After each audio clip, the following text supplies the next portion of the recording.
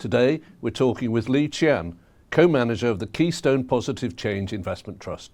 My name is Richard Land of Citywire, and we're going to be talking to Lee for about 20 to 25 minutes about how he and co-manager Kate Fox run the trust. So, welcome, Lee. How are you? I'm very well, thank you, Richard. It's good to be here. It's a good time to talk to you because it's just about 3 years since you and Kate Fox, and indeed Baillie Gifford, took over running the trust. So how would you describe the changes you've made since taking over responsibility for this trust? Yeah, so a quick reminder for everyone about the philosophy for Keystone Positive Change. Our aim is to satisfy two objectives. One is to generate attractive long-term investment return. And then the second objective is to contribute towards a more sustainable and inclusive society. On the investment objective, when we say attractive, we define that as outperforming the global equity benchmark by 2% per year over rolling 5-year periods.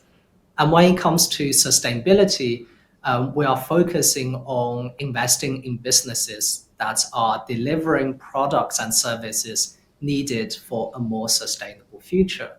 And examples of that include Moderna, which are leveraging on new medicine technology to deliver vaccine and a range of novel therapeutics.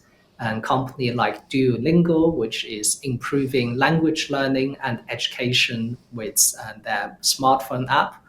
And Northvolt, Europe's leading battery startup, that is contributing towards expanding the supply of batteries, a critical component of a clean energy future. So when we took on the trust, there were 3 changes we made. First, we moved the trust from one that focuses on UK company to a global investment trust. So we can invest in companies across the world, no matter where they are, from the east coast of China to the west coast of US, and indeed anywhere in between of that. So we are opening up exciting investment opportunities to the trust shareholders. Second, we are focusing on companies that are contributing towards a sustainable future. We think this also helps to enhance our ability to deliver the financial objectives, because companies that are contributing to a better world, that are creating products and services needed for a sustainable future, are more likely to be met with stronger demands for their products and services. And they are also more likely to have loyal customers and more motivated employees, so they'll have a stronger competitive advantage. And then the third change is we have increased the investment in private companies. We viewed the closed-ended structure of the Keystone Positive Change as a unique ability to invest in private companies that are also making a positive impact on society. So today we have invested in 5 private companies with around 6% of the trust assets dedicated to private companies. Excellent. So that is quite a radical makeover you've given the trust in the 3 years in charge. And you've talked a lot about those twin criteria that you're looking for, which is, one is great for your investors, one is great for the rest of us. Yeah. The big question is, how do you go about finding those? Because they're quite rare, companies that can fulfill both briefs.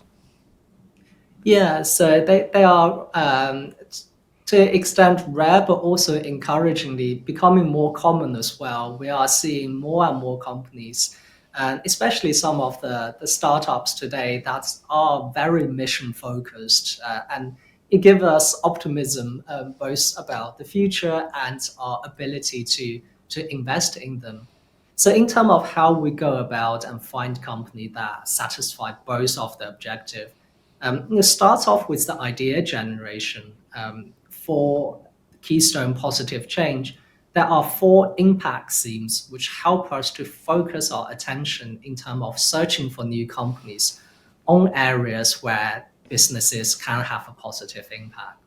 So the first impact theme is social inclusion and education, where we are looking for companies that are creating a fairer society with a focus on access to information, education, and improving living standard in a sustainable and inclusive way. The second impact theme is environment and resource needs, where we are looking for companies that are reducing the negative environmental impact of human activities, as well as those companies that are improving access to basic resources like food and water.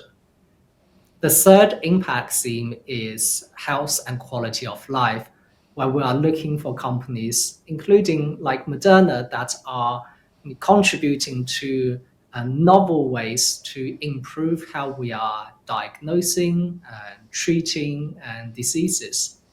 And finally, the last impact theme is base of the pyramid, where we are looking for companies that are meeting the basic and aspirational needs of people on low income across the world. So those are the four areas which the trust focuses on, and those four impact theme or lenses help us to focus our research on area that will more likely to meet our dual objective. Excellent. So that's the first part. And then the second part is our research process, which we think are very robust and differentiated. When we do our research, there is a dedicated investment research process and also a dedicated impact analysis. Those two research help us to analyze in depth a company's ability to deliver financial success, as well as their contribution towards a more sustainable future. The two research are done by two separate peoples to ensure that is objectivities in the analysis. And then those reports are presented to the team. Those are robustly debated. And we make sure that the investment and impact thesis are well tested before we make our investment decisions. Right. So you mentioned when in the introduction companies like Duolingo, Mercado Libre, and you've also Remitly, which has done very well for you in the last year. All those companies have done well. What is the single common thread that you see running through companies like that? Yeah, I think one common thread across those three companies is their mindset around disrupting the industry. And they are all managed by passionate founders who saw an opportunity and to use technology and innovation and to improve how customers are served. So, use Remitly as an example, and this is a business that are improving remittance services for migrant workers across the world. So traditionally, if you want to send money back home to your family and friends, you have to go to a Western Union or a MoneyGram, one of those kind of offline branches hidden away in a corner shop. And you have to give them cash, they take your cash, and it can often take a couple of days before your family actually receive the money. And because the whole process is offline with different middlemen in between, it's also quite expensive. On average, 6% of the money are taken as a fee.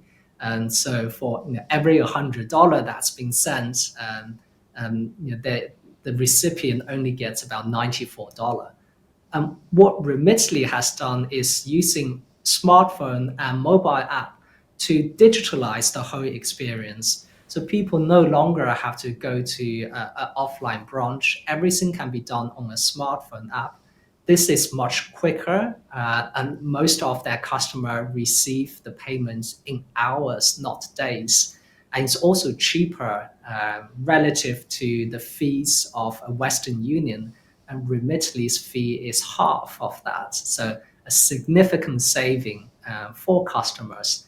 So I think those are companies where there are opportunities to leverage on technology to provide a service that's fundamentally and significantly better than the status quo. And all of those companies are successfully taking market share away from incumbents and legacy providers and that are less well positioned to satisfy customer demand. Excellent. So obviously it's great for you and Kate when companies come up with good news flow and growth and getting towards profitability or being profitable, like some of those. Less great when you have someone, we had the shock with Ørsted this year, a brilliant company trying to install wind power across the world. Terrible shocks about installations in the States and Europe. The share price fell. What do you do in a case like that? Do you double down? Do you get out, or how do you decide whether to carry on the investment in a company like that after a bad news event? Yeah, so when a company faces an obstacle, which inevitably it happens to a lot of businesses, our approach is to revisit the fundamental of the company and go back to our core investment thesis and analyze them to see what has changed. So for Ørsted, what we did last year is and when the bad news came out, we arranged calls with the company to find out the exact causes of the challenge. As we found out, quite a lot of that were happening in the US, where their projects were getting delayed due to permitting difficulties. And in an environment of high inflation and supply chain challenges, this is causing a negative valuation impact on those assets. So we try to understand in as much depth as possible the exact causes of challenge, and then trying to see whether those are near-term blips or an indication of much bigger problem that might derail our investment thesis. So for Ørsted, we review the long-term fundamental, the long-term growth opportunity. We are still convinced that building more offshore wind is necessary for us to meet our sustainability targets and expand access to clean and renewable energy. So we think the growth opportunity still exists. Where we then had much more question is around the capital allocation of the company. Why did the business kept investing in a lot of money in the US project and have committed capital to their supplier when they knew there were delays and difficulty with those projects? So our confidence and conviction on the management team able to continue to allocate money sensibly have diminished significantly. On the back of those review, we did exit the position for Ørsted because we have lost conviction on capital allocation. So there was a very robust research process behind it to review the investment case. It's not a decision that's taken lightly. We are not reactive to news flow, but when the investment update gives us reason to believe that the investment case has broken, we would move on and redeploy the capital to more attractive opportunities elsewhere. And just to stay on that for a second, you've left Ørsted, but you still have faith in the offshore wind sector. Are you looking at new investments there? We continue to look for opportunities in the transition towards a renewable future, and we think there are investable opportunities. A good example, we briefly mentioned Northvolt, and the battery manufacturer based in Sweden, but is expanding rapidly in other regions and countries as well. We think the build out of a renewable energy system will mean significant of investment will go into this sector. And we think that there will be attractive investment opportunity like Northvolt, for example. Excellent. Let's go back to some good news and talk about great investments. What is your favorite company right now in the portfolio? Yeah, so one of my favorite company and one that might not be widely appreciated is Autodesk. And so Autodesk is a leading provider of design and construction software for the architecture, engineering, and manufacturing and markets. The construction and building industry is very inefficient. And there are a lot of waste every year.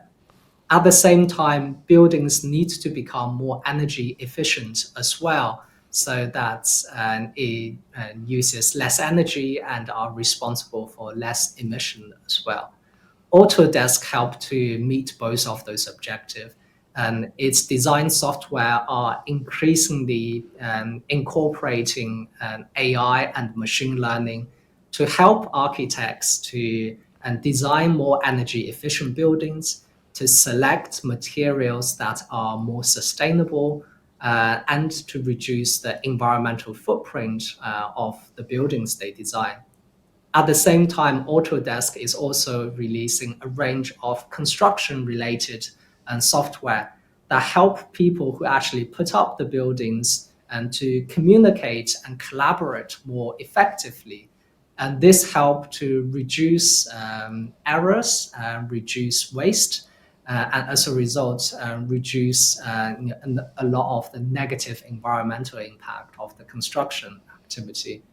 This is a very high quality business with strong profitability and very attractive return on capital, and that are continuing to use innovation and technology to help customer to do more and meet their environmental and sustainability obligations. So we think the growth opportunity over the long term is very attractive. Right. You mentioned the phrase artificial intelligence.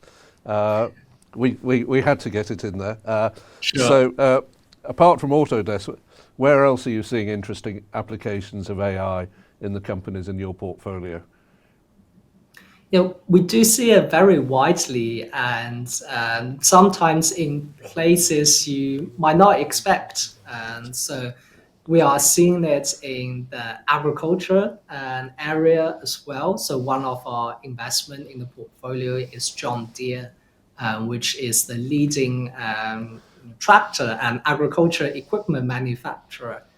It's increasingly using AI to improve the functionality of their equipment and embedding precision agriculture functions. And to give one example, they recently released a product series called Qian spray. So those are massive sprayers that are applying pesticides or insecticides onto crops. Those obviously help to improve crop health, but using loads of insecticide has obvious negative environmental impact. What the company do is that in front of that sprayer, there are now cameras, and the cameras combined with the computer chip and AI algorithm on the sprayer are able to, in real time, as the sprayer going over the field, spot which one is a weed and which one is a crop. And then the insecticide or the pesticides are only sprayed onto the weed and not onto the crop. And by doing that, they are able to reduce pesticide usage by 70%. So an incredible amount of saving, which is good for farmer profitability, also great for the environment as well. So this is an example where AI is being used in probably an area that you might not expect. But there are also a lot of software companies that are using that, and Duolingo is using AI, for example, to create a new subscription offering and higher priced, and that allow learners to leverage on AI to understand where they are making mistakes with their language learning and help them to improve feedback and get better at the language they are learning as well. Right. It's interesting you mentioned both John Deere and Autodesk, which are both very old companies, and one would think they're subject to disruption. So, but it does seem like long-established companies can adapt, can fight off potential disruption in their sectors. Yes, that's right. We do have a few companies which have very long operating records and very impressive record as well. And you're right, a lot of the time, kind of incumbents are at the risk of disruption. We have seen it in the automotive industry where Teslas and EV startups are becoming a real threat to the incumbent automakers like the Volkswagen or Ford or GM. But occasionally, we do see incumbent companies that, for various reasons, are very innovative and that are long-term thinking, and often that long-term horizon is really important. And they are willing to invest significant amount of assets and resources into research and development to come up with products and services that continually meet the future need of their customers. So they are not just optimizing for profitability or near-term returns. They are really thinking about creating long-term values. And in those circumstances, they can be great long-term investments as well and have a positive impact on society. Very interesting. So one striking thing in your recent update was obviously, we've gone, we're now, the era of easy money is over, 0% interest rates are gone, and most people would see that as a setback for growth companies such as the ones you invest in. Yeah. You took a more positive spin on it in terms of shutting other people out. Yes. So I think the move to higher interest rates, the immediate impact that we see is a clear multiple contraction and derating of gross equities because they tend to have more of their cash flow will be coming from future activities that might be 5 or 10 years in the future. So they are being discounted much more aggressively with higher interest rates. But this is a near-term impact. I think there are actually a very interesting longer-term impact of higher interest rate is that with capital being more expensive, companies are forced to be much more rational around their business decision and capital allocation. You no longer see companies that are able to raise billions of dollars with a nice PowerPoint and then use that money to acquire customers with heavy subsidies and promotions. Company actually need to start make a profit and be financially sustainable in an era of higher interest rate. So what that leads is more rational competition, which favors businesses with strong competitive advantage. They are able to leverage their cost advantage or other superiorities, and then able to gain market share and grow their profit and cash flow on the back of that. We have seen that in some of our companies. Mercado Libre is a good example. This is Latin America's largest e-commerce and fintech platform. And previously, you had a lot of new entrants into the market that are using aggressive promotions and subsidies to try and take market share. Now they are leaving the market or putting up their prices to try to make a profit. And Mercado Libre is now taking market share away from those smaller and less competitive players. So last year, Mercado Libre is able to gain market share and grow revenue and expand its profitability as well and delivered a very good investment return. So we think that it'd be those longer term impacts of higher interest rates, which will benefit high quality growth companies that we invest in. Excellent. Just before we move to questions from the audience, let's talk a bit about the private companies in your portfolio. It makes up about 6%, as you said, and you've talked a bit about Northvolt. What do you look for in private businesses? And perhaps, as you mentioned Northvolt, just maybe one of those other companies that you feel very happy about investing in. Yeah, so we invested in a range of private companies. In addition to Northvolt, we also invested in Climeworks, which is a Swiss carbon removal company that's taking CO2 out of the air and burying that underground. We're investing in Boston Metal, which is commercializing a green steel technology that uses electricity rather than coal to produce steel. We also invest in Spiber, a Japanese synthetic biology company, and PsiQuantum, a quantum computing company. And so those are the five private companies in the portfolio. In general, we are looking for companies with more disruptive potential here, and they do tend to be a bit earlier stage than the listed companies in the portfolio. And they tend to be much more innovative or kind of radical in what they are pursuing.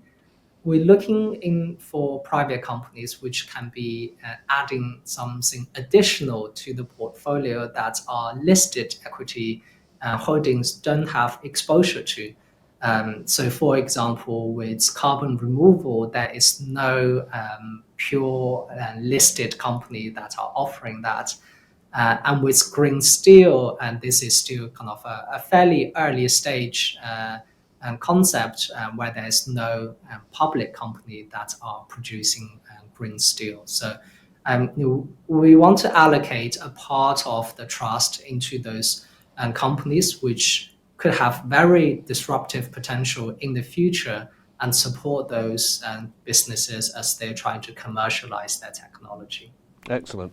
So we're going to move on to some readers' questions, and we've had a few come in. One is obviously you're not the only investment trust to be trading at a discount. It's very common at the moment. So what ways, this audience member asks, might you be looking at to narrow that discount? So I think that's two things. One, a near term, and one that's longer term. So near term, we are doing a little bit of share buybacks because we do view the discounts on the trust and to the underlying NAV is very attractive. We are able to buy essentially shares in companies that we are excited at a discount by buying back shares. And we think that is sensible capital allocation for the trust to do that. And so we are doing a bit of share buybacks to help to manage the discount. Over the long term, the discount will be driven by the demand for the trust. And I think what's really important is demonstrating the long-term investment and impact outcome of Keystone Positive Change. Since we took on the investment trust, we have undergone a very volatile period with conflict and higher interest rates. And that has been, as mentioned, very negative for growth equities. But also, as mentioned, we think that over the long term, the opportunity for those businesses can be very attractive. So we're continuing to focus on identifying and investing in great business over the long term. And as we prove the investment and impact objectives of Keystone, we believe that should help to attract more shareholders to the trust, and that should help to narrow the discounts as well. Excellent.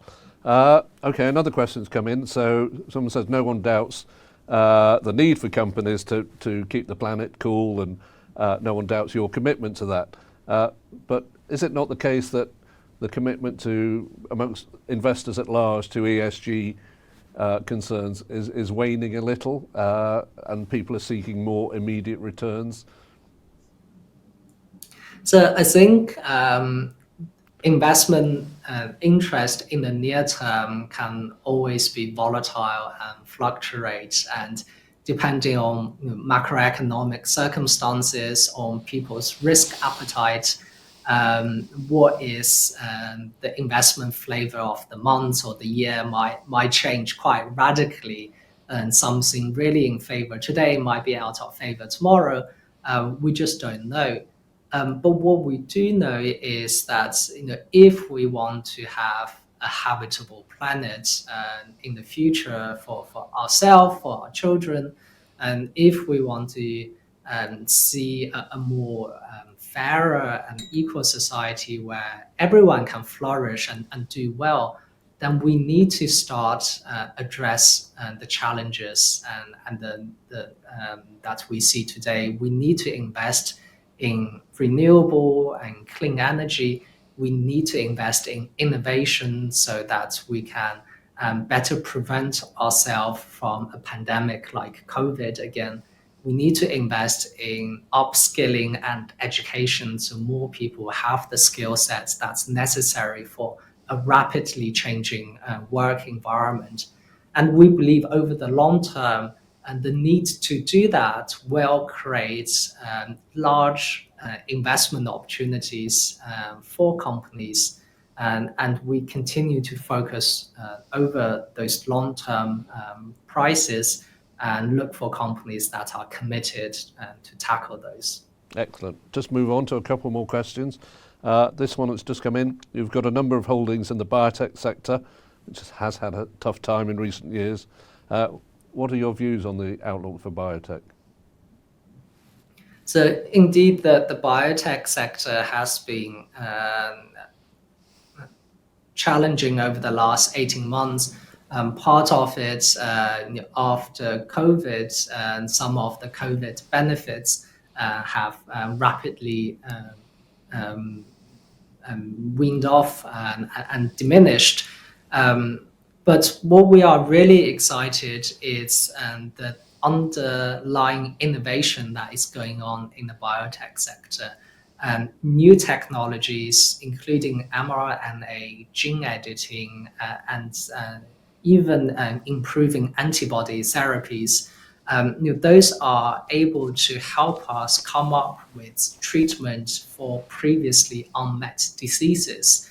There are loads of very talented scientists and entrepreneurs that are looking to convert knowledge that coming out of academia into the real world, into new drugs and new treatments that are curing cancer or helping us to prevent the next pandemic.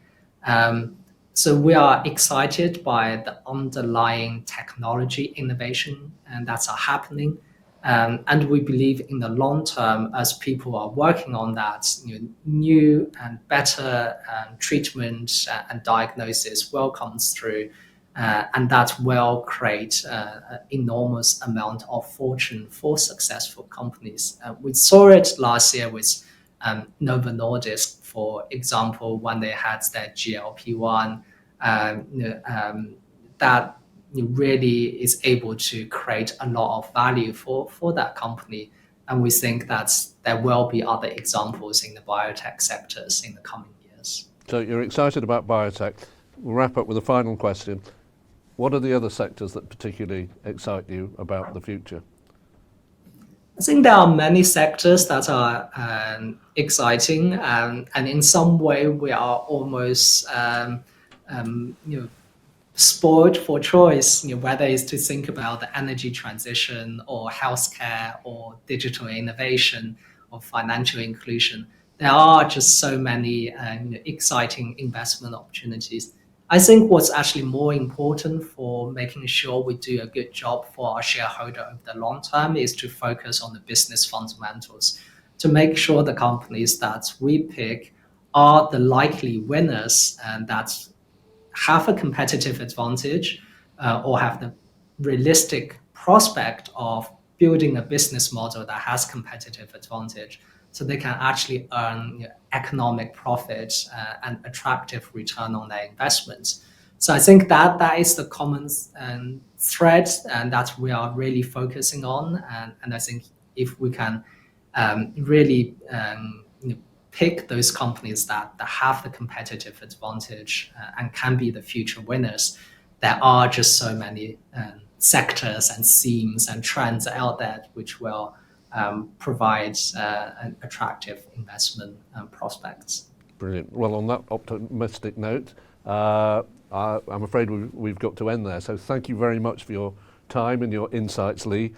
We do have more sessions like this coming up, so please do keep an eye out for those if you found today's meeting useful. Until the next time, goodbye.